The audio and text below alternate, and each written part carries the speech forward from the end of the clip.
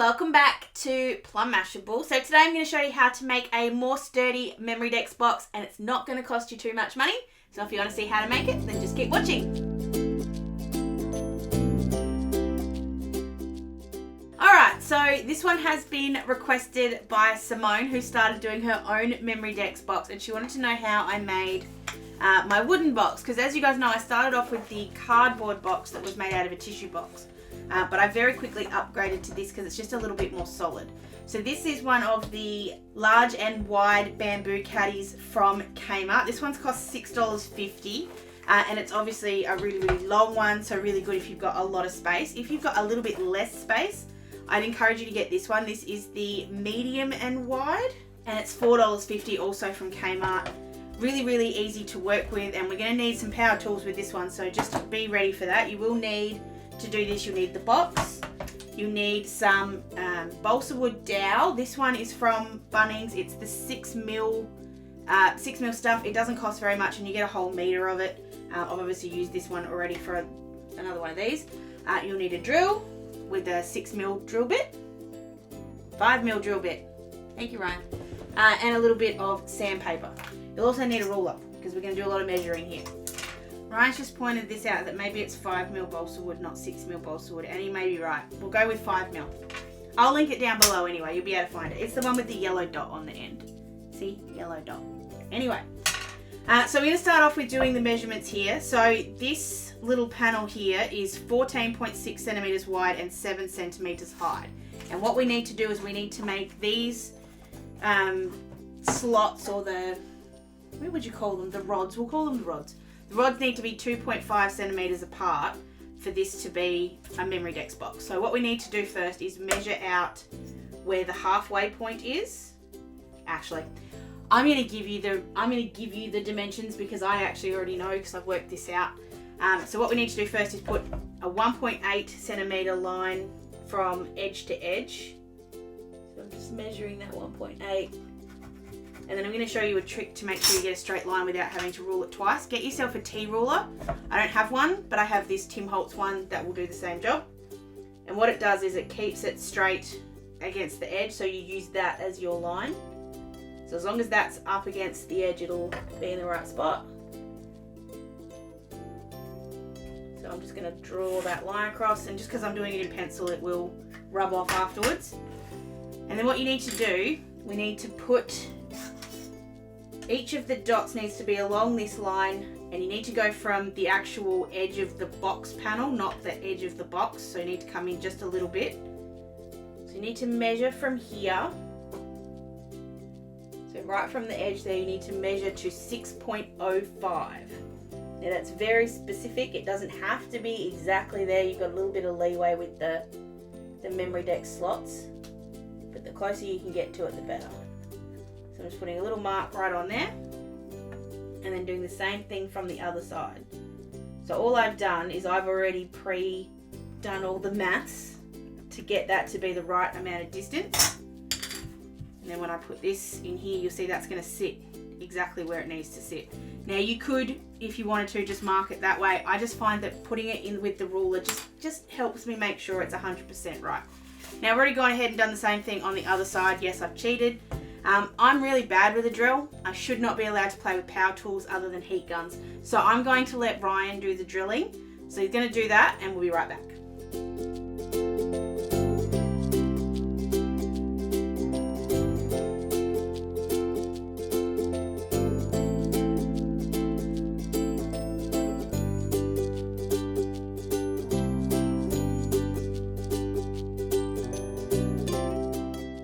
Okay, so once that's done, just need to wipe off a little bit of this.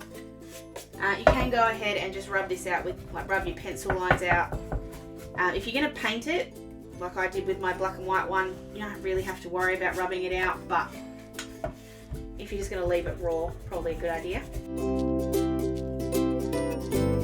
Then just to get rid of some of the splinters, and especially because you don't want kids kind of getting their fingers caught on here or any of the splinters. I'm just going to get rid of some of the excess splinters of wood on the inside here. There's not very much, but just a little bit.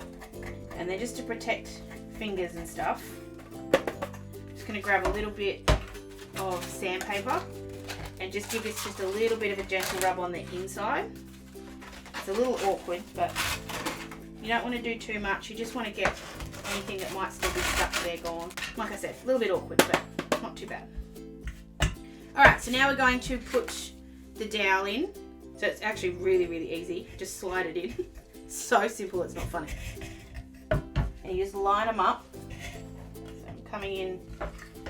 Okay. The hardest part, honestly, is getting it into this next bit, and it's not difficult at all. So I've got that sitting right flush. Now I don't want to use that end because it's got the yellow dot, and that's the end I want to get rid of. So I'm just going to flip that around and put the other side. And then what we're going to do is cut off any of the excess, or the excess bit here. Now you can do that with two different ways. You can either do it with a craft knife, which is pretty simple. You kind of use it like a saw. You can also use wire snips. They do the same job. I do find that the craft knife, which I just can't see at the moment, which is why I'm kind of wandering around in here.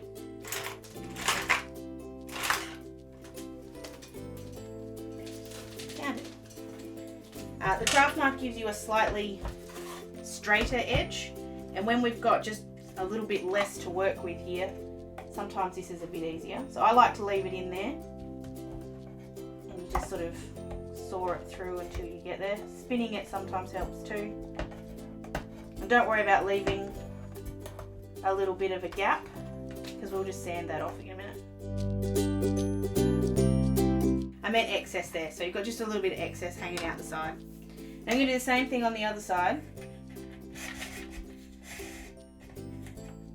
Just squish that in.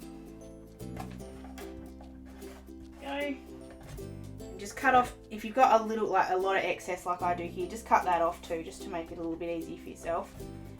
The balsa sands down really easily, so you don't have to work particularly hard to get it to come down. Alright, there's your box. That's how simple that is. It's really easy. So all we're going to do now is just grab in this sandpaper, and I'm just going to get one of my acrylic blocks in here and just wrap the sandpaper around the block, just so I've got an easier way to hold on to it. There we go. And then it's just a matter of sanding this back. Can cut it closer if that helps you along the way. I was trying this time, these ones have little gaps in them. I was trying this time to get them perfect so that they sat really nice and flat. So we'll just see how we go with this. So I'm just going to go ahead and sand this off.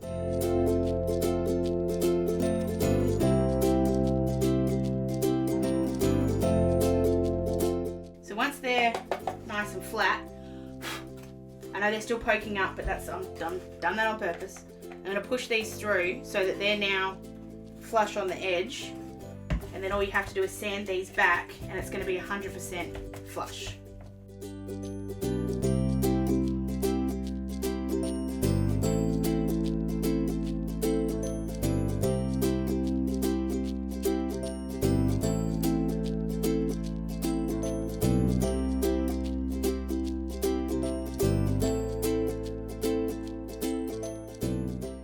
Good.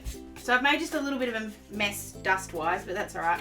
Now the good thing is, because that is the exact right size of hole, you don't need to glue these in. If you feel like you need to because you're just a little bit worried about them coming out, feel free to, but they are really easy. Also really easy if you need to pull it out for whatever reason, you can just do that, grab hold of it, pull it through, and then just slot it back into place. And there we go, it's all done. That's that simple. And then your memory dexes all sit in there absolutely perfectly. Now I will say I like this smaller box a little bit more than my bigger box, and that's for two reasons. Number one, I've actually managed to get the rods are actually in the middle, as opposed to this one, they're just slightly off to one side. And I think the slightly smaller box would fit in my office a bit better, so I'm probably going to come and move into here before I move back to my big one. I do wish I hadn't painted my other one. That's just my personal feeling on it. I don't really like the colour scheme of it, but it's really they are really easy to paint, either with spray paint or just normal paint. just make sure you prime it because it's obviously a bamboo, so it's a really absorbent material. So just make sure you do prime it if you are going to paint it beforehand. But that's it. That's how I make my very simple little Memorydex box. I hope you guys did enjoy this one. Thank you so much to Simone for requesting that I do this one. I have meant to do it for a while. I just kept getting stuck behind other things.